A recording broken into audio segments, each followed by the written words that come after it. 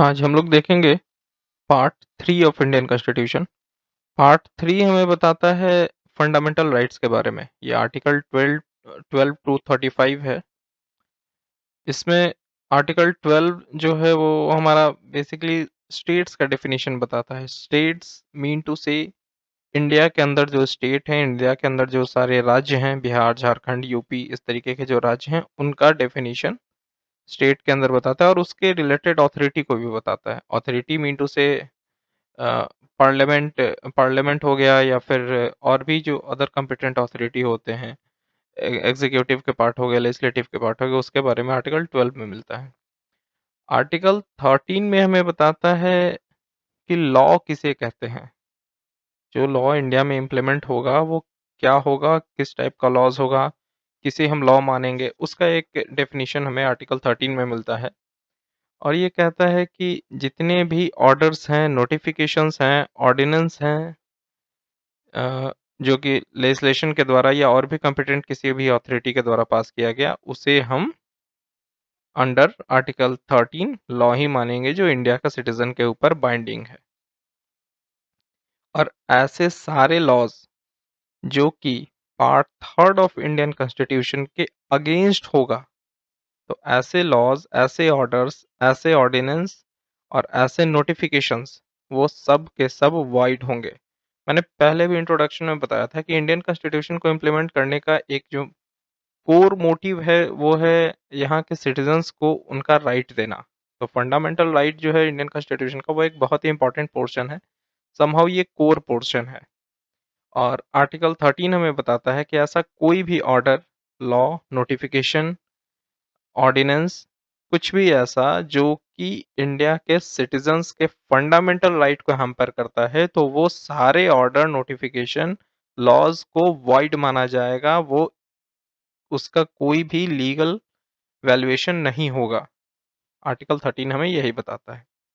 अब हम यहाँ स्क्रीन पे देख रहे हैं फंडामेंटल राइट्स के बारे में। हमारे पास करेंटली टोटल 6 फंडामेंटल राइट हैं। स्क्रीन पे आपको 7 दिख रहा होगा, जिसमें छठा जो आर्टिकल है हमारा, जो छठा हमारा राइट है, राइट टू प्रॉपर्टी, ये रिपील हो गया है 44th अमेंडमेंट 1978 में। इसके अलावा हमारे पास करेंटली टोटल 6 फंडामेंटल राइट्स हैं। सबसे पहला है हमारा right to equality, then right to freedom, right against exploitation, right to freedom of religion, cultural and educational rights, और एक रिपील्ड है राइट टू प्रॉपर्टी। छठा हमारा है सीरियल नंबर 6 में राइट टू प्रॉपर्टी आता है, लेकिन वो आज के डेट में रिपील्ड है। तो करेंटली 6 ही हमारे पास फंडामेंटल फंडामेंटल राइट है। और आज के डेट में जो छठा फंडामेंटल राइट होगा वो होगा हमारा राइट टू कॉन्स्टिट्यूशनल रेमेडीज। यानी कि अगर हमारे साथ कुछ गलत होता है तो कॉन्स्टिट्यूशन हमें क्या रेमेडी प्रोवाइड करवाती है। कॉन्स्टिट्यूशन, अगर हमारा फंडामेंटल राइट कहीं से हैम्पर होता है तो कॉन्स्टिट्यूशन हमें किस तरीके की रेमेडी अवेलेबल करवाती है, इसके बारे में आपको 7th फंडामेंटल राइट में मिलेगा। अब हम वन बाय वन देखेंगे। सबसे पहला है right to equality. Right to equality article 18 तक। आर्टिकल 14 हमें प्रोवाइड करवाता है equal protection of law to everyone. Mean to say, जैसा हम लोग आम बोलचाल की भाषा में भी कहते हैं कि कानून सबके लिए बराबर है।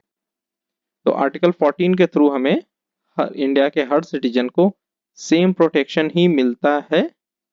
लॉ का जो प्रोटेक्शन है इस इंडियन सिटीजन को वो सेम ही मिलता है एज पर आर्टिकल 14। लेकिन इसके अलावा जब आप आगे बढ़ेंगे तो और भी बहुत सारी चीजें आपको मिलेंगी जिसमें आपको समझ में आया कि थोड़ा बहुत एज पर स्टेटस ऑफ पीपल उन्हें प्रेफरेंस दिया गया है। सबसे बेस्ट एग्जांपल और एक टर्म यूज होता है पार्लियामेंट्री प्रिविलेज, जो इंडियन कॉन्स्टिट्यूशन का ही पार्ट है। आगे आपको मिलेगा वो चीज।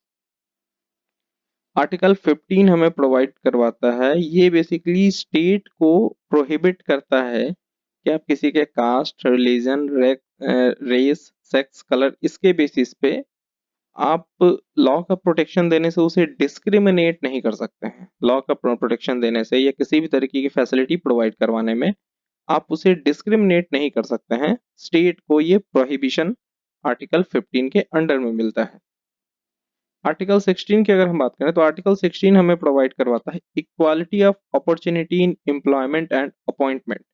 मीन टू से कि अपॉइंटमेंट और जो जॉब अपॉर्चुनिटीज होती है, इसमें हर कैंडिडेट्स को इक्वल अपॉर्चुनिटी मिलेगा।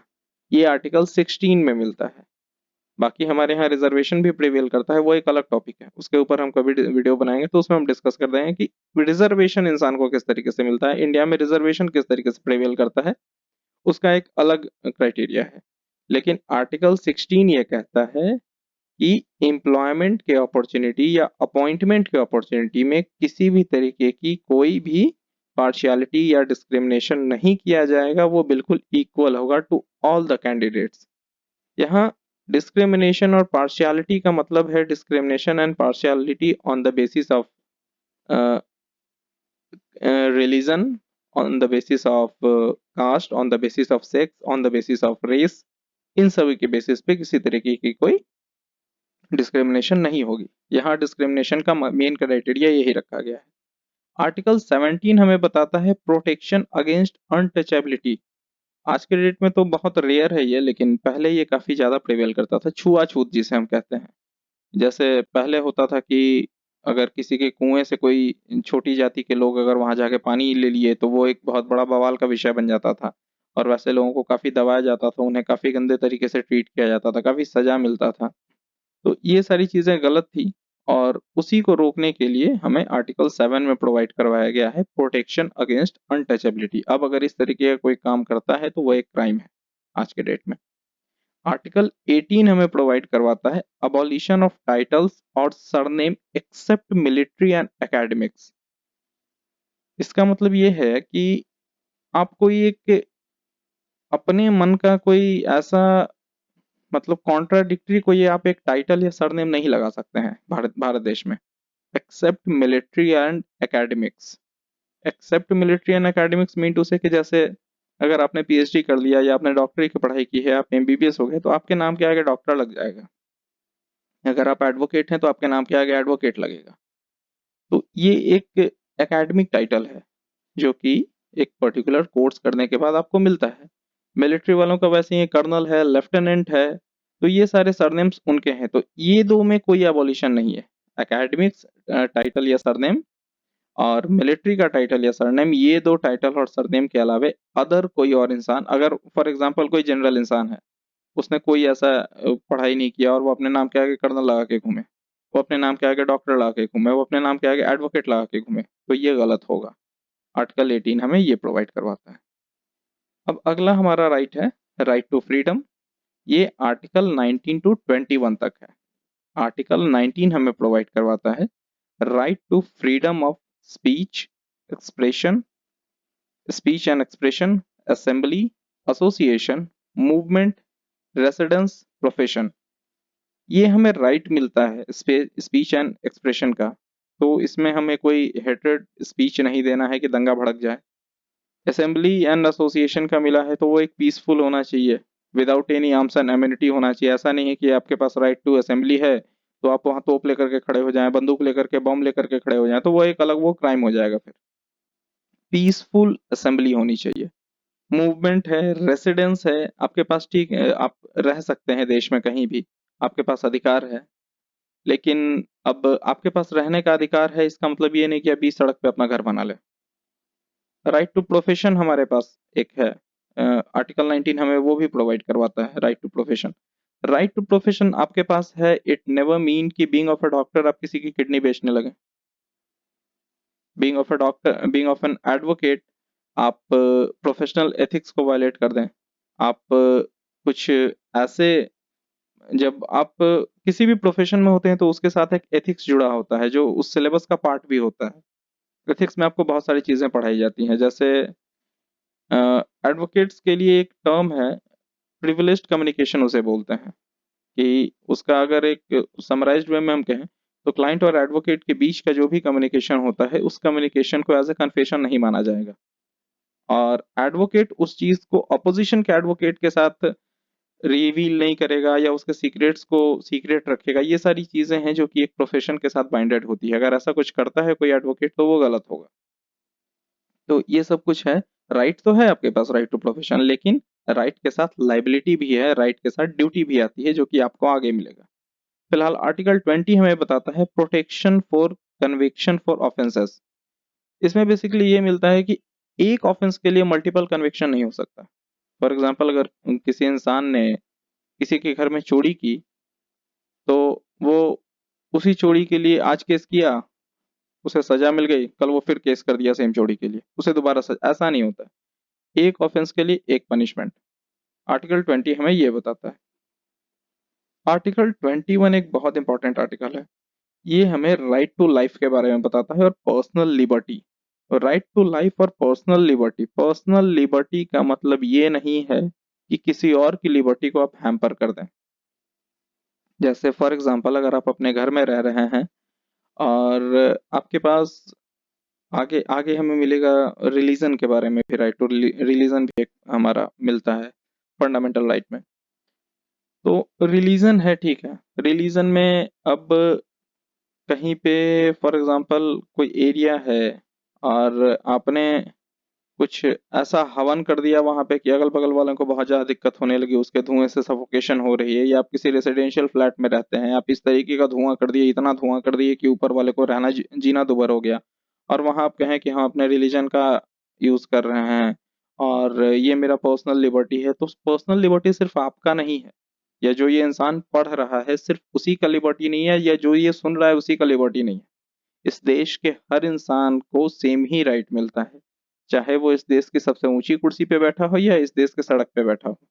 अगर वो इस देश का नागरिक है, अगर वो इस देश का सिटीजन है, तो सेम ही राइट हर किसी को है। तो ये पर्सनल लिबर्टी को कुछ लोग गलत तरीके से ले लेते हैं कि नहीं ये तो हमारी लिबर्टी का पार्ट है। ठीक है, आपके लिबर्टी का पार्ट है, लेकिन जो सामने वाला जिसका लिबर्टी हैम्पर हो रहा है उसका भी तो लिबर्टी है। आर्टिकल 21 हमें यही बताता है। अब हम देखेंगे आर्टिकल 21A हमें बताता है राइट टू एलिमेंट्री एजुकेशन के बारे में।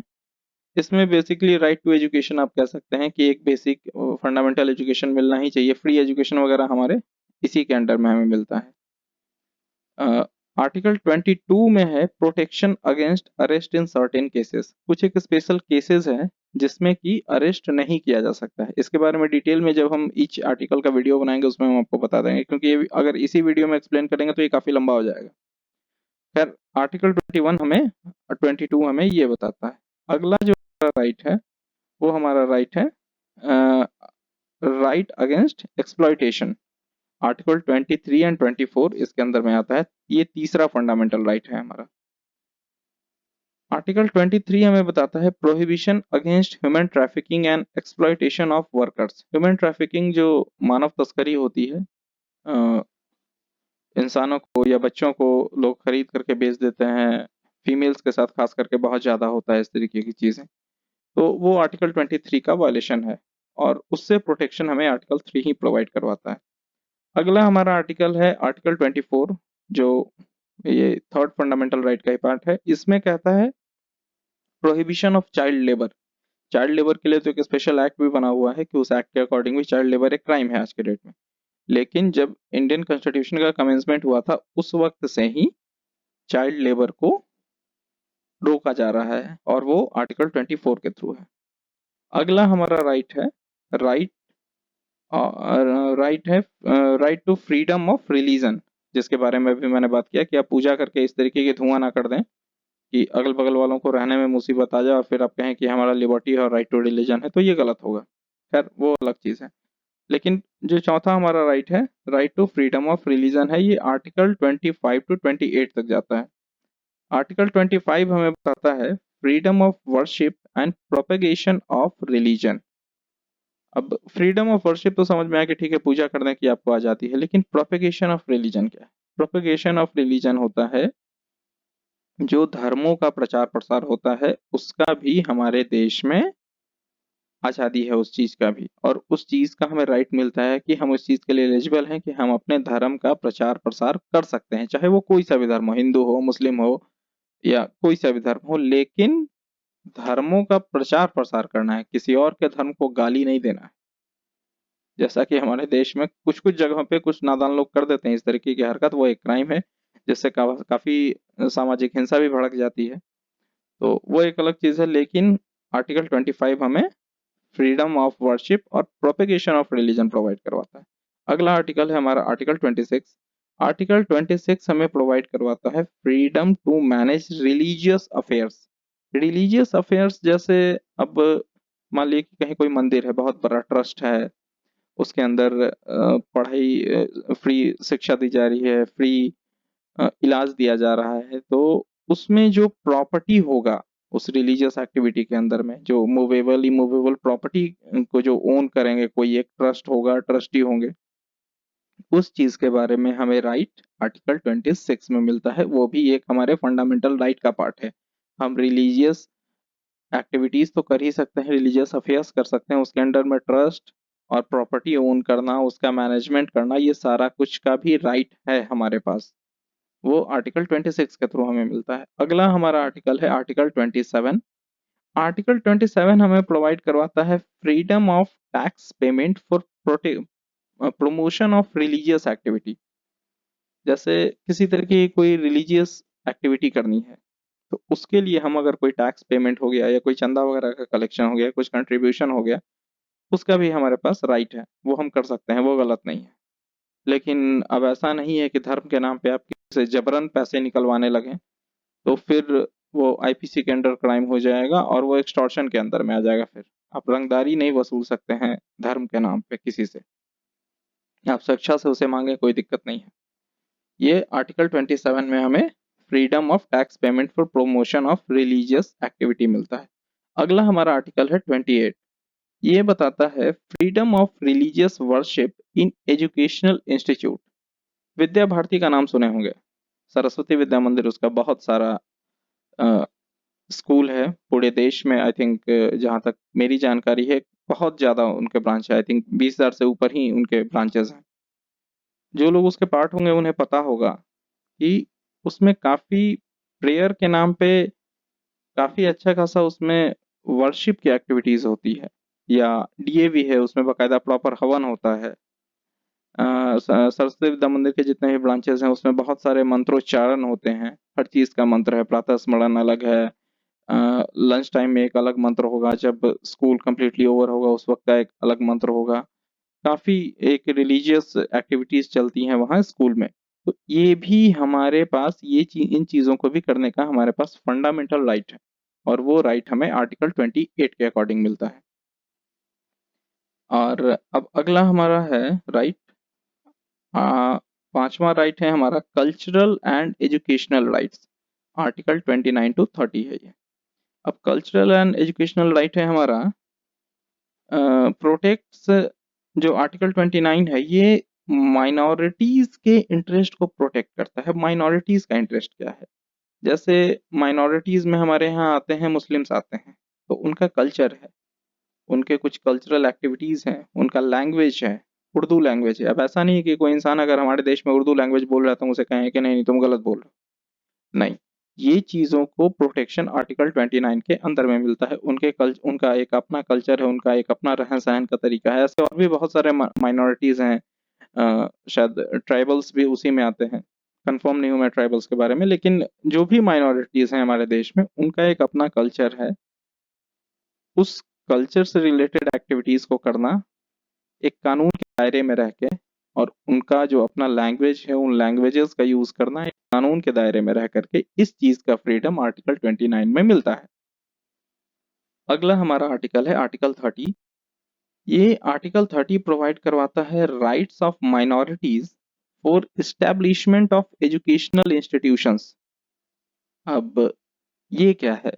जैसे माइनॉरिटीज, जैसे मैंने मुस्लिम्स का नाम लिया, तो मुस्लिम्स हमारे यहाँ माइनॉरिटीज में आते हैं, तो उन्हें राइट है अपना एजुकेशनल इंस्टीट्यूट इस्टेब्लिश करने का। जैसे मदरसा एक बेस्ट एग्जांपल है, रिलीजियस एजुकेशनल मदरसा जो होता है उनका, या क्रिश्चियंस जो हैं तो उनका एक अपना एजुकेशनल इंस्टीट्यूट होता है जो शायद कॉन्वेंट के नाम से जाना जाता है। तो इस तरीके की जो भी एजुकेशनल इंस्टीट्यूट जो इस्टेब्लिश्ड है हमारे देश में, उसका एस्टेब्लिशमेंट भी फंडामेंटल राइट पार्ट है, और उसका भी फ्रीडम मिलता है वो भी इस्टेब्लिश करने का, वो हमें आर्टिकल 30 के थ्रू मिलता है।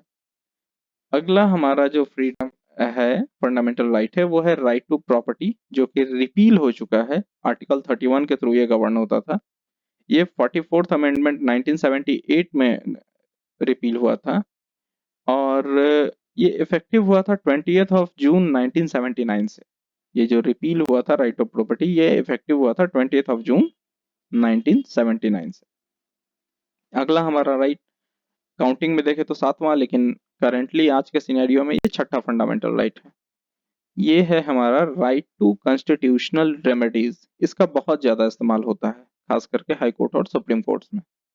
ये आर्टिकल 32 टू 35 तक है। आर्टिकल 32 हमें बताता है इन्फोर्समेंट ऑफ फंडामेंटल राइट्स, और यही आर्टिकल एम्पावर करता है हाई कोर्ट और सुप्रीम कोर्ट को। हालांकि इसके लिए 2 और सेपरेट आर्टिकल्स भी हैं, आगे चल के वो आपको मिलेगा, जिसके थ्रू हमारे यहाँ रीट फाइल होता है। लेकिन बेसिकली 4 टाइप का रीट हमारे यहाँ फाइल होता है for the protection of fundamental rights, और रीट का जो फाइलिंग होता है वो हाई कोर्ट और सुप्रीम कोर्ट्स में ही होता है। वो 4 टाइप के जो रीट्स हैं वो है, पहला है हैबियस कॉर्पस, दूसरा है सर्शियोररी, अगला है prohibition, mandamus, then quo warranto.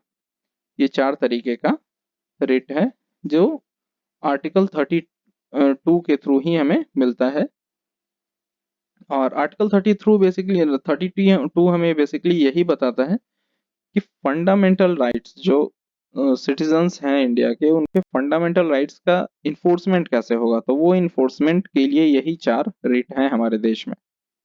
अगला है हमारा आर्टिकल 33। आर्टिकल 33 एम्पावर करता है पार्लियामेंट को कि ये जो फंडामेंटल राइट्स जिसके बारे में मैंने अभी बात किया, ये तो 6ठा है, जो पीछे 5 मैंने फंडामेंटल राइट्स की बात की, या खुद ये फंडामेंटल राइट्स भी, इसमें मॉडिफिकेशन किस तरीके से हो सकता है, ये मॉडिफिकेशन का पावर हमारे पार्लियामेंट को आर्टिकल 33 के थ्रू मिलता है। आर्टिकल 34 के बारे में अब हम देखेंगे। आर्टिकल 34 जो है वो इम्पोज करता है restriction on fundamental rights during operation of martial laws और नेशनल इमरजेंसी। भारत में जब इमरजेंसी लागू होती है तो इंसान का फंडामेंटल राइट वहां पे सीज कर दिया जाता है।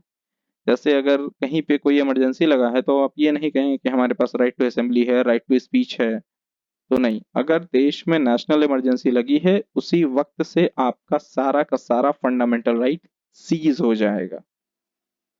तो ये राइट जो है एडमिनिस्ट्रेशन के पास, फंडामेंटल राइट को सीज करने का, ये राइट आर्टिकल 34 के थ्रू एडमिनिस्ट्रेशन को मिलता है। अगला हमारा आर्टिकल है आर्टिकल 35। 35 एम्पावर करता है पार्लियामेंट ऑफ नेशन को, और ये रेस्ट्रिक्ट भी करता है स्टेट लेजिस्लेचर को कोई भी लॉ बनाने से related to fundamental right. Mean to say article 35 basically parliament of nation को एम्पावर तो करता है कि आप कोई लॉ बना सकते हैं रिलेटेड टू फंडामेंटल राइट्स, लेकिन वहीं स्टेट लेजिस्लेचर को ये रेस्ट्रिक्ट भी करता है कि आप नहीं बना सकते। इट मीन्स कि स्टेट लेजिस्लेचर फंडामेंटल राइट्स में किसी भी तरीके का कोई इंटरफेरेंस नहीं करेगा। अगर ऐसा कोई इंटरफेरेंस करता है तो आर्टिकल 13 के अकॉर्डिंग वो वॉइड होगा, जिसके बारे में मैंने अभी जनरल पार्ट में बताया था। फिलहाल फंडामेंटल राइट्स में इतना ही था। बाकी हम इसके बाद हम वीडियो बनाएंगे ईच एंड एवरी आर्टिकल्स का, तो डिटेल्ड वीडियो और बाकी केस लॉज वगैरह उसी में आपको मिलेंगे। Thank you.